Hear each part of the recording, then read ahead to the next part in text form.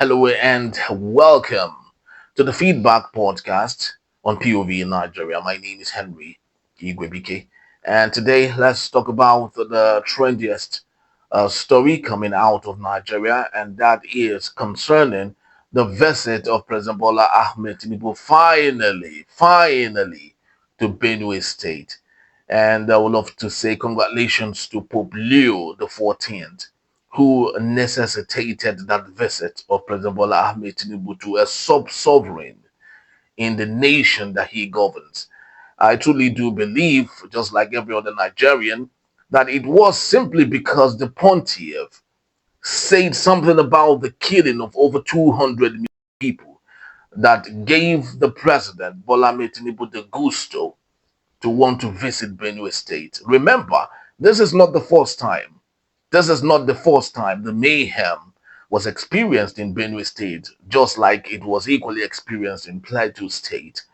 There was a growing call by President Bola Ahmed Tinubu to go visit these places. Rather, he chose to go for um, his, uh, his decoration in Anambra.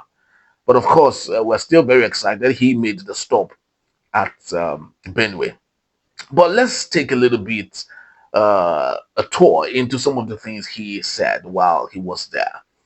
President Bola Ahmed Tinubu looked into the eye of the governor and told them something very hilarious. I'd love you to take a listen and we'll come back and discuss some more. Governor, please announce in a broadcast for people to donate more blood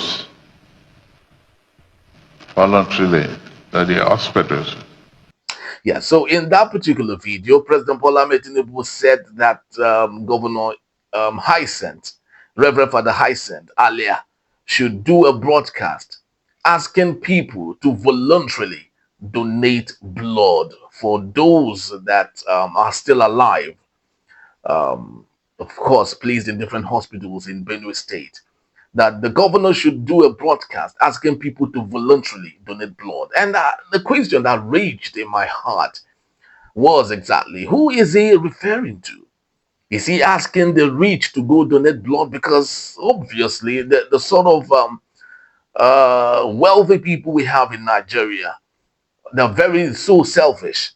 They can never spare one drop of blood for anyone. Talk more of the poor, the most vulnerable in Nigeria. They can never do that. So, who exactly is President Bola Ahmed Tinubu speaking to? Obviously, he is speaking to the poor, asking the poor to voluntarily donate blood to the poor. That is basically what it is. And while he was saying this, I asked myself, at no point did he ever imagine how what he said was not in order. As the president of the country, he has the prerogative of saying, hey, we've got everything all sorted out. Whoever it is as a victim, as a result of the mayhem, we've got everything all sorted out. We shall make sure we provide everything possible, financially, logistic, and otherwise, to ensure the people who are still alive after the mayhem, are well taken care of. Rather than do that, he said that people should go voluntarily donate blood. That is asking the poor to help the poor. But when it comes to the rich and the wealthy, you don't see no voluntary anybody coming to help anybody. That is when you notice and we begin to see the Nigerian government spending liquid cash. Remember the supplementary budget when the president newly came into office? About trillions of naira was budgeted to the welfare of the president, his family, his cronies. That was the time he got a yacht for himself. That was the time the presidential jet was budgeted for him. That was the time Escalade was made possible for him. In all of those profligacy, there wasn't anyone that was asked to voluntarily come do it. That was when the government knew they had cash to take care of themselves. How about the parliamentarians? SUVs was bought for them. Every single one of them costing above 120 million naira times 109 senators and over 200 to 300 House of Rep members in Abuja. In all of those, no voluntary contribution was done. There was liquid cash to take care of some of these things. But when it comes to the most vulnerable in Nigeria, that is when you see, please go and tell somebody to come and voluntarily donate Like we do not know how that should be sorted out without nobody doing no voluntary donation of blood.